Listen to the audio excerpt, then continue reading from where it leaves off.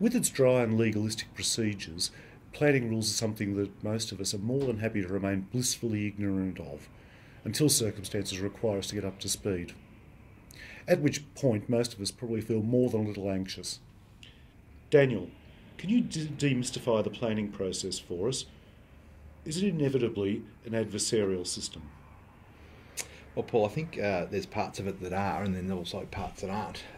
The planning process really is about outcomes. The scheme and the act look for outcomes. So, depending on which side of the fence you're on, I think really dictates what you can expect. But councils and dealing with councils really try to make sure that process is one that the user can feel that they're part of. So there's opportunities for objectors to object, applicants to make their submissions, and then ultimately for council to make their decisions. But it's one that invariably can be hard, easy or otherwise.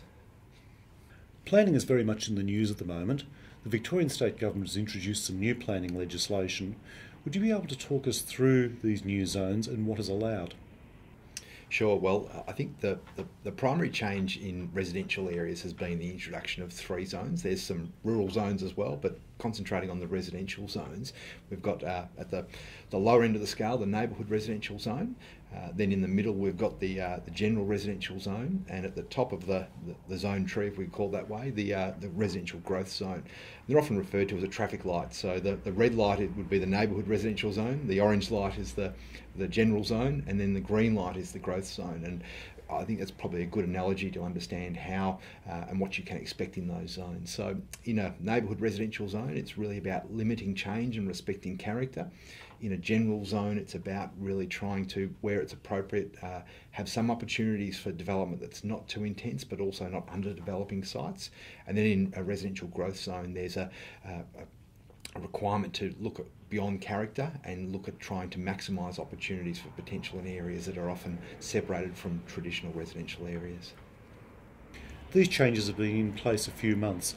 On the ground, how have these changes influenced behaviour of participants in the market?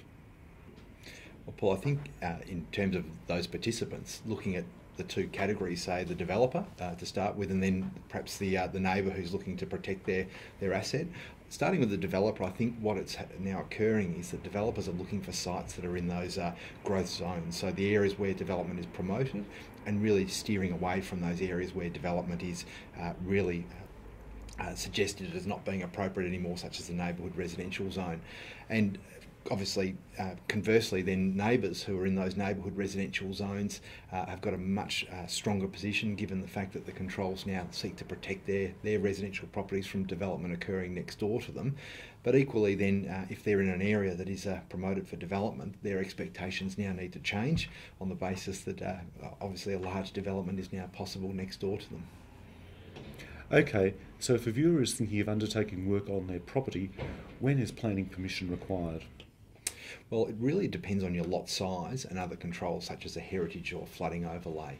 But in general terms, the best approach is to approach the council to start with, see what they say about your site in terms of the development potential as well as the applicable controls. And then if you're not comfortable with that, maybe seek some professional advice. If I need to seek planning permission, what are the steps to follow? How do I maximise the opportunity for success? Well, I think if you're making an application, the first place to start is with an appropriate designer, and the right designer will always be different for the type of application.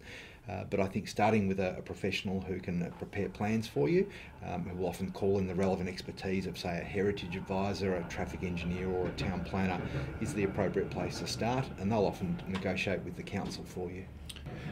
Council has notified me of an application for a development in my street. How do I find out more and respond? I'd start with the council. I think that's the best way to go and get some factual information about what it is that's being applied for. Don't just take your neighbour's word for what's been suggested is going to occur. I think that also will allow you to get some paperwork from the council that you can take away and review, work out how it will impact on you. And if you're unsure about that, get some advice from a planning consultant who will often give you some guidance as to what you can expect as part of a development proposal next door to you. So the advice is not to be passive and just worry. There are people you can talk to. Thank you, Daniel. You're welcome.